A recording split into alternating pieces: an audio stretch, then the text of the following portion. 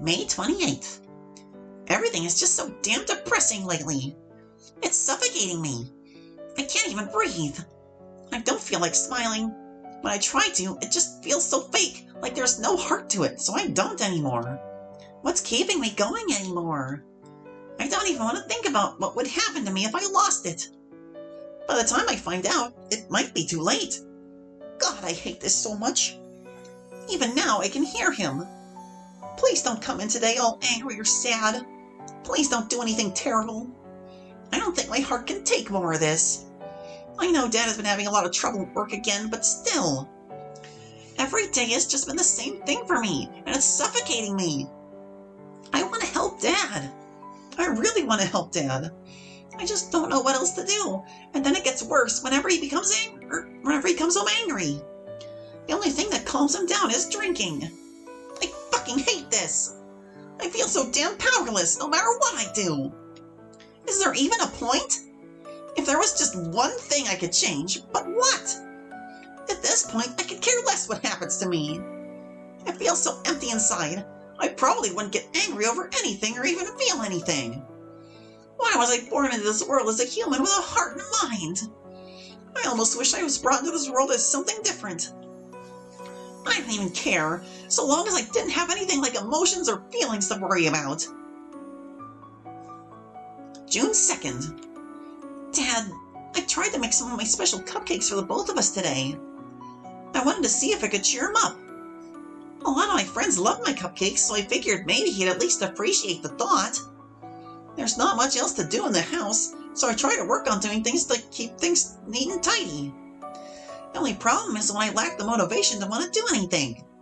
Seeing all the beer bottles Dad drinks out of only kills my motivation even more. The more he drinks, the more sad and angry he becomes. I used to have plenty of interests, but now none of it means anything to me. I don't even get the same kind of joy I get from reading my favorite manga anymore. Nothing matters anymore. I don't want to do anything. I don't matter. Just leave me alone already.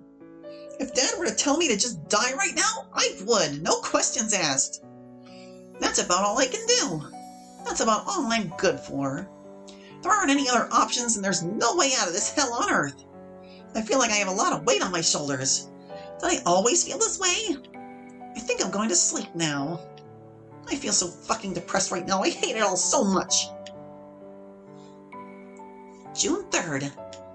I spoke to Hallie today. I don't even know why. Yeah, of all the things I could have done and all the people to talk to, I chose him. He doesn't even mean much to me or anything. He just sits in front of me in class. We never talk or anything, and sometimes I doubt he even knows I'm alive. And again, no one really knows I'm alive. I doubt they really care either. He always looks so damn sad and grumpy, kind of like me if I think about it. Maybe we're more similar than you'd think, but then it's not like I want to ask him his whole life story or anything. I can't say for sure, but I doubt he's really having fun with his life with how gloomy he seems all the time. I didn't tell him anything, really. I doubt he really cares since he probably feels like I'm nothing to him, but I spoke to him in the end. I don't even know why I did it. It's not like I have anything to discuss with him. I'm not worried about anything specific. There's really nothing for us to talk about. There's nothing to be worried about. I'm not worried at all about anything. I just asked him a random question. Nothing else. The diary ends here. This last entry is from yesterday, or rather, the day before the teacher told us all that Natsuki died. That's tonight. I don't think there's anything else for me to do here, so I decide to check out another room. This must be her parents' bedroom, judging by the size of the bed. There's a man sleeping in a computer chair on the other side of the room. This must be her father. I quietly sneak around the room and find a large bookshelf lined with various books. On a nightstand, I spot a bottle of sleeping pills. A disturbing thought enters my head as I see flashes of this man stepping into Natsuki's room, asking her if she would want to die. I hear the sound of a gunshot echoing in my mind, and the cries of anguish of this man for killing the only person he had left in this world. What did I just see? You saw the bad ending, my dude. Was this the future? It's a possible future. Did I get a glimpse into the exact nature of Natsuki's death? I can't even begin to believe what I just saw and heard. Being murdered at the hands of your own father, That thought alone sickens me to my very core. I walk over to her father, who is still asleep. I look at the knife in my hands. I look at the sleeping pills on the nightstand. What should I do? Oh, would you look at this set of options here? I'm going to save over these ones because we've got them covered. Well,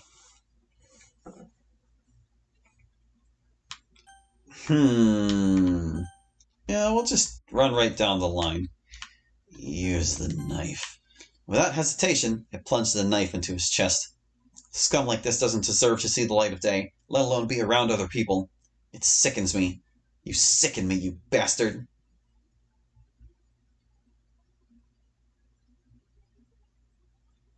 June 5th, 2019. Natsuki didn't die that night. She was saved. I killed her father in order to save her from her gruesome demise. I feel awful, having killed a man in order to accomplish this, and yet what that man was planning to do was unforgivable in my eyes. Nevertheless, it's hard to even justify my actions from that night, but what matters now is Natsuki is alive and well. For the next few days, Natsuki cried her eyes out, clearly grieving the loss of her father. I didn't think about what would happen to her, but it is only natural for her to grieve the loss of a parent. Eventually, though, she began to return to her old self. How long has it been now? I'm sorry I made you worry about me. I made everyone all worried over nothing. I shouldn't have dragged you into that, so I'm sorry, okay? Ugh, I can't believe I'm even saying this to you, of all people, but I'm sorry. It's no problem at all, Natsuki. I still can't believe you even spoke to me in the first place. You know, Amy is always so cheerful and upbeat, but for some reason on that day, she was crying her eyes out so much that they turned red. It almost... Well, I mean, I thought... Oh, wait, no, she has golden eyes, not naturally red eyes. I wasn't even sure what to say, but it made me feel glad that I didn't die that day. Natsuki laughs to herself, and I can't help but join in as well. Eventually, she stops, and her smile vanishes from her face. Although, there's something that's been on my mind lately that I can't shake off. Considering you were the only person I told, I can't help but wonder if you had something to do with everything. Wait, what are you saying? Natsuki gets closer to me, eyeing me suspiciously. I see how it is. So that's how it's going to be, huh? What? Wait, there were words, Natsuki. I had to protest. Wait, Natsuki, what are you? It was you, wasn't it? Me? What do you mean? You're the one who killed my father. Any traces of her cheerful attitude are gone, replaced by this aura of pure hatred. Her pink eyes could literally stare craters into my skull with how intensely she was looking at me. You came to my house, didn't you? I'm too scared to say anything right now. Why? Why did you do that? I can explain. He was going to kill you. I know you might not believe me, but I saw it happen in some kind of time loop. It sounds crazy, but it's the truth. I don't know how else to explain it. I was trying to save you. So what you're saying is that I was meant to die that day, but my father died instead. Is that right? Yes. I had to do it to save you. I won't accept that. I refuse. He didn't even do anything wrong. But he was going to. I know it. I saw it happen. Tell me, how did you think everything would end up after all this? What? Since you're such a genius and you can see into the future, tell me what you think was going to happen after you killed my dad. I didn't think about that at all. What is she getting at here exactly? My dad kept working hard for my sake. He was doing everything he could to support the both of us after Mom stepped out on us. It was hard on him, but he was doing his best. Did it ever occur to your peanut-sized brain that this was going to, or what this was going to do? Just how do you think I felt, living the way I have for all this time? I was all he had. He was all I had. All this time, I never knew. She only had her father in her life. They were all they had, and I ruined that.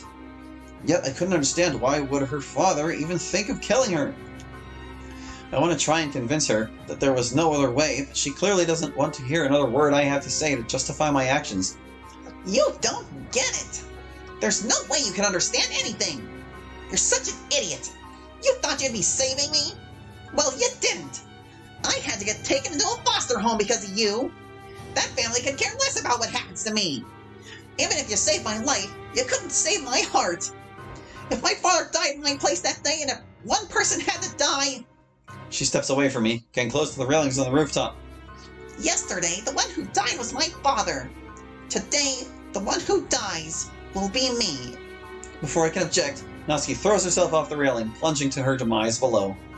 I call out her name, desperately trying to reach out to her, but it's too late. I can't bear to look anymore. With that, Natsuki took her own life of her own free will. Was this world really so cruel and unforgiving to the both of them? Then, maybe, this was for the best. Bad ending 2. Codependent. Yeah, I had a feeling that wasn't going to end positively. But I'm wondering, do I have time to squeeze in another ending before I run out of time for this episode? I guess we'll see. Fate says that Natsuki is supposed to die on this day. If her father is the one who will do this dark deed, then maybe I'll just make sure they sleep. Sleep spares them pain. Awake, and they suffer. No one will die tonight. They'll rest in an endless slumber. Tomorrow will be a June 4th, where no one will die and all will be right in the world. I shoved a lot of the sleeping pills down her father's throat. I then went and shoved the last of the bottle down Natsuki's throat. The deed is done. All that's left for me to do is return home and awake tomorrow, and hope I didn't overdose them, which I probably did. As I make my way home, I spot some smoke. That's the direction of my house is. I race home as fast as I can, only to meet with a disturbing sight. My house has been set aflame, a blazing inferno burning brightly into the night sky. My mother, it was just the two of us living there, and now she was gone, consumed by the raging inferno.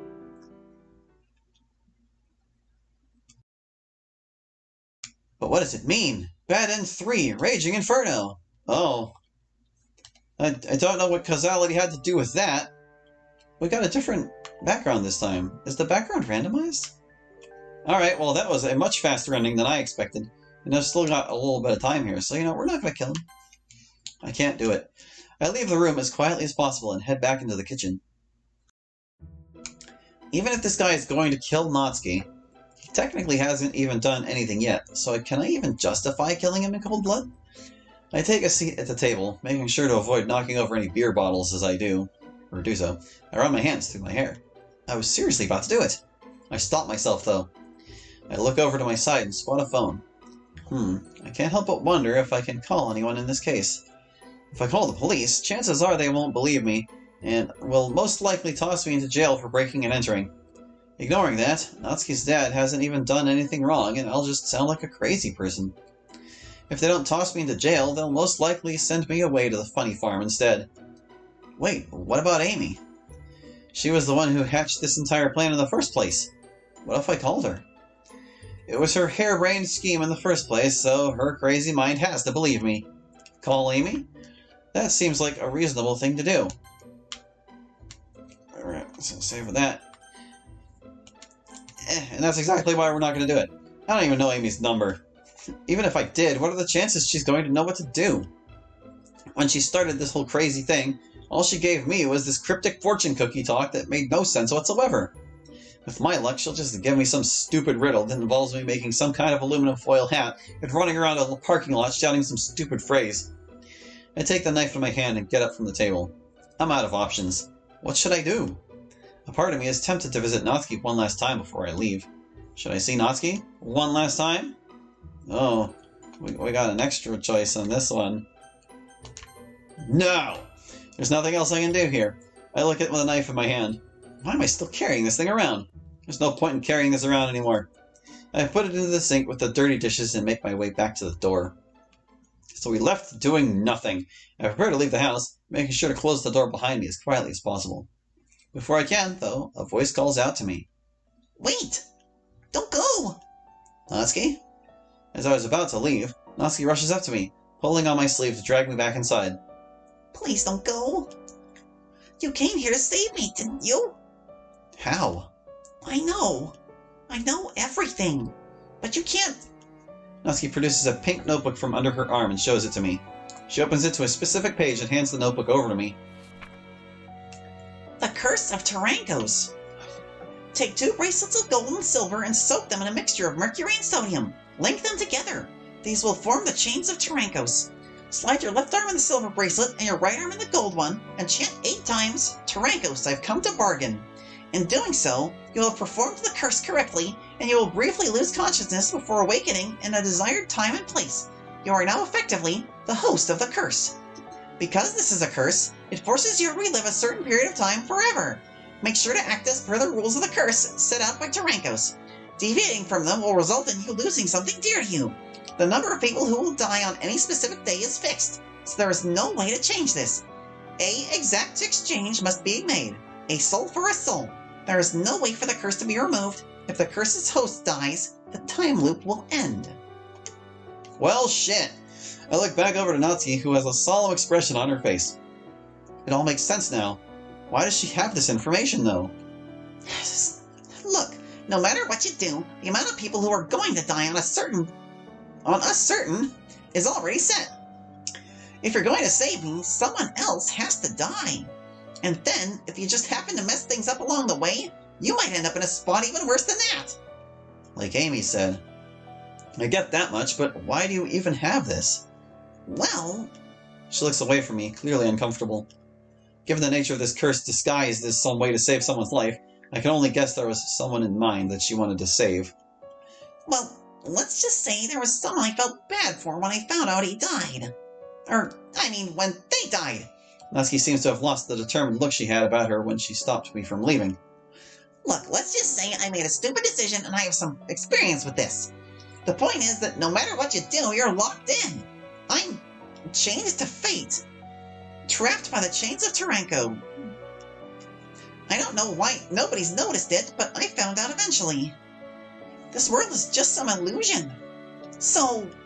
Natsuki looks down at the ground, nervously tapping her foot against the floor. There's definitely something up with her, but I know she's not going to outright say anything. Amy might have conveniently left out the part about this being a curse, but everything else she said about Natsuki seems right. Why don't you stay here with me? Please don't go away. Don't leave me, please. Even if we are just stuck in some stupid endless time loop, just please stay here with me. Natsuki, why are you... You can come and see me every day, and we can spend time together. You're all I have now, Hallie. Your constant visits and the fact that you care so deeply about me is all I have left keeping me going. I probably would have lost my mind already if it wasn't for you. I don't want to be alone, Hallie. I think I would seriously go insane if you stopped coming to see me. Constant visits? How many times have I wound up back at this point to try and save her? How many time loops have I gone through just to get here? She drops her notebook without warning and grabs me by the sleeve. Come on, Hallie, please? Natsuki, I was trying to mutter an excuse there. I just can't... You're seriously going to make me beg? That's not what I'm saying here. Men. Okay, now that's just being... Please! Please, please, please, please, please, please, please, please, please! Natsuki, get a hold of yourself! Natsuki stops, looking as though she was snapped out of a trance. At some point, she started holding both of my hands. Her face turns crimson as she releases my hands and backs away from me slightly. Without warning, though, she drops to her knees and tears start rolling down her cheeks. Hallie, do you really want to know why I got myself wrapped up in this crap in the first place? Yes. I think I at least deserve to know that much. It was because of you. What? Me? What did I do to you? No. You didn't do anything to me. It was... something happened to you. The teacher said you died. Now it's my turn to fall to my knees. What am I even hearing? Natsuki has stopped crying, trying to maintain her composure as she continues speaking. When I heard that, I didn't know what to feel inside. I know you and I never talked or anything, but from the moment I first saw you, I felt different around you. Like maybe you and I had a lot in common, but I was just too afraid to go and talk to you. Oh, it needs another O. Her diary. I'm not going to tell her I read her diary, even the thought possible she already knows, but I remember she mentioned me in her diary. That was just one entry I happened to look through. Could she have said more about me? Amy even used to make fun of me, saying that you and me were going to become a gloomy couple and maybe get married and have a ton of gloomy children. Both our faces turned crimson at this point. I honestly never knew. All this time I thought she either hated me or could care less about me. All this time, Natsuki actually felt this way about me. When the teacher said you died, it hurt me inside, but I couldn't understand why. That's when Amy stepped in and she told me about this ritual. She even wrote everything in my notebook in case I needed to check back on anything. She told me I felt this way because I loved you. And I think she's right. I don't even know how many times we've done this, but the fact you keep showing up every night it makes me feel glad, knowing there's someone out there who cares so much about me, even if they don't know anything about me. I tried to make my way over to Natsuki, who started to cry again. I can't but wonder, but maybe I felt obligated to save her because I feel the same way. To think, I didn't realize it until now. Right after I unknowingly placed a curse on myself and became trapped. I'm trapped like she is in this endless loop of bad decisions and suffering. I crouch down to meet her at eye level. I brush away the part of her hair that's in her eyes. She's still crying her eyes out. Natsuki. Natsuki tries to stop her crying as she looks at me. Those eyes. I don't know how much pain and suffering they've witnessed, but upon looking into my own, they soften and look at me with a sense of yearning and bliss. As if our bodies are acting on their own, our faces draw closer until our lips meet. Words can't begin to describe what I'm feeling right now. I can imagine it must be the same for her in the moment. We pull away after what seems like an eternity and look at each other once again. She smiles at me and then starts giggling to herself. What's so funny?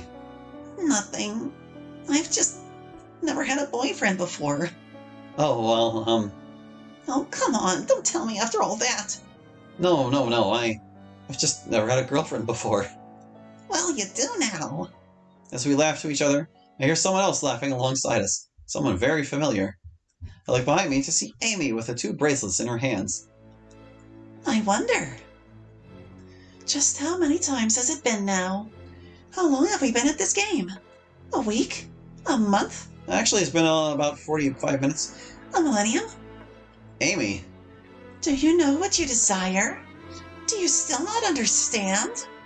No matter how many times you try to turn the hands of fate, you will always arrive at the same result. No. Tyrankos. If you still don't understand this after having gone through it so many times already, then you'll just continue to struggle forever in this infinitely repeating time period. Oh.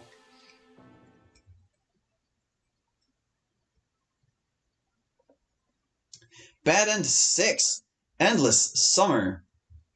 Well, goodness. That ran a little longer than I expected, but I think I can still squeeze this down into 2 episodes. So, we'll pick up with the rest of Doki Doki Shattered Time next time, because I was just covering the gap left by Everlasting. So thank you for watching. I hope you enjoyed. And we'll catch you next time with more Shattered Time. Hope to see you then. Bye-bye.